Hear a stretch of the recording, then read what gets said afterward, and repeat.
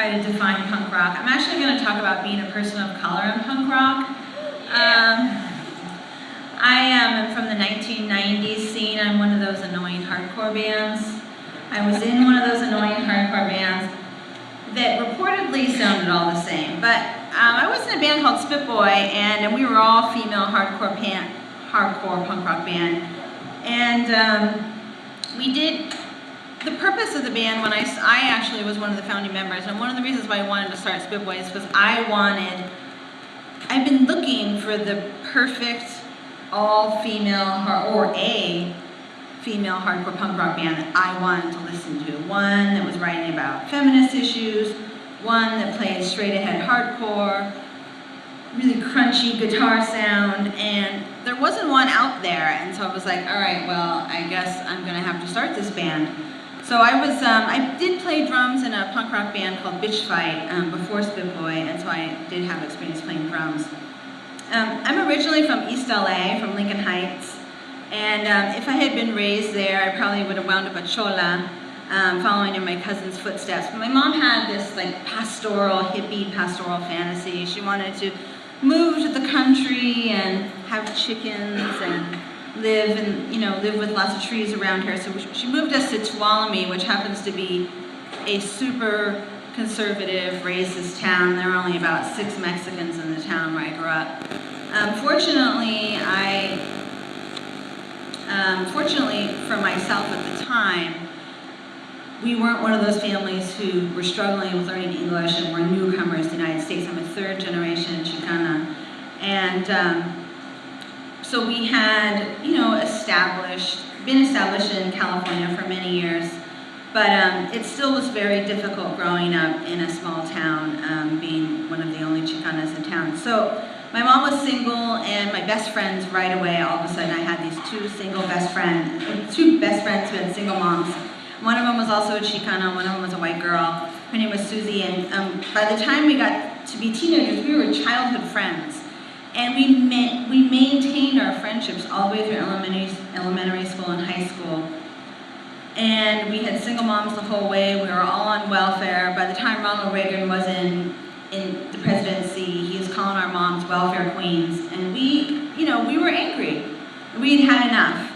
So we really latched on to angry music, and bands like The Clash, and of course the Dead Kennedys, who we saw several times, Reagan Youth, X-Ray Spex, Black Flag, and Minor Threat, really put words to the anger that we were feeling. There was a lot of racism and a lot of classism, especially in the town that we grew up in, which is called Tuolumne. It's by Yosemite, Sonora, and Jamestown. It's only, ironically, like 3 hours from here, but if you go there and you would think that you're way further away, like maybe even middle America.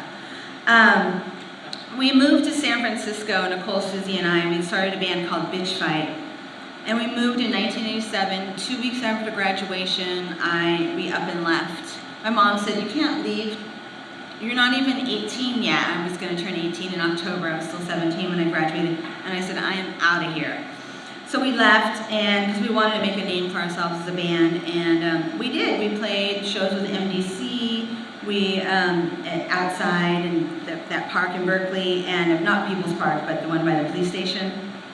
And then we played several shows with Gilman. We got on the Can of Pork compilation, but we broke up only after about 1.5 years, which was really sad for me and very difficult at the time, especially once we weren't friends anymore, because maybe I hadn't realized until I lost Nicole mainly, and Susie, that how predominantly white punk rock was. And so I was alone in the Bay Area as this Latina in punk rock, and I just tried to blend in, basically. Like, all right, I play drums in a punk rock band, I'll just make community by being in a band. So as soon as I could, I formed another band. I played guitar terribly in a band temporarily, just for the camaraderie. I was in Kamal and the Carnivores for a really short stint, but I'm the worst guitar player. I actually don't know why they let me in the band to this day. I'm I don't know why you guys wanted me to play guitar in the band. I suck at guitar. But I don't know, they liked me and they thought I was charismatic, so they're no, you should join the band. But as soon as Kamal and the Carnivores broke up, I started scouting out people to be in the band that I dreamed of, the hardcore band of my dreams. And I got together with Paula, who was the original bass player, and Adrian and Karen. And we toured the United States a couple times. We toured England with Citizen Fish and Europe. And then in 1995, we went to Australia, New Zealand, Japan, 1 week in each country. So we did a lot of travel. And we were together for about 5 years. And I guess because we traveled so much, oddly, I didn't realize this until I started writing some short pieces about the band, that we kind of have this like enduring legacy, which is then when I started deciding, oh, I should write more pieces, and then now I have this book coming out on PM Press. Thank you, PM Press.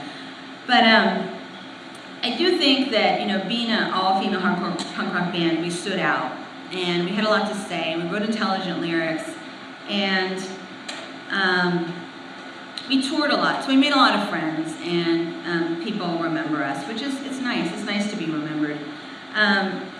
When Spitboy broke up, I was in another band with the members of Spitboy minus the singer for about a year, Instant Girl. And I actually broke from the scene for a while. I went back to school, I had a baby, I just have one son, and I really wasn't that interested in going to shows or playing music for a long time. I was just writing, and I got a degree, a master's degree in English and creative writing, and I started teaching. But it's interesting, like perimenopause, I'm just gonna like really get real right here. Perimenopause and punk rock, like those two things go together like so badass. Like so badass. Like when you're a woman and you're going into perimenopause, you just like don't give a fuck.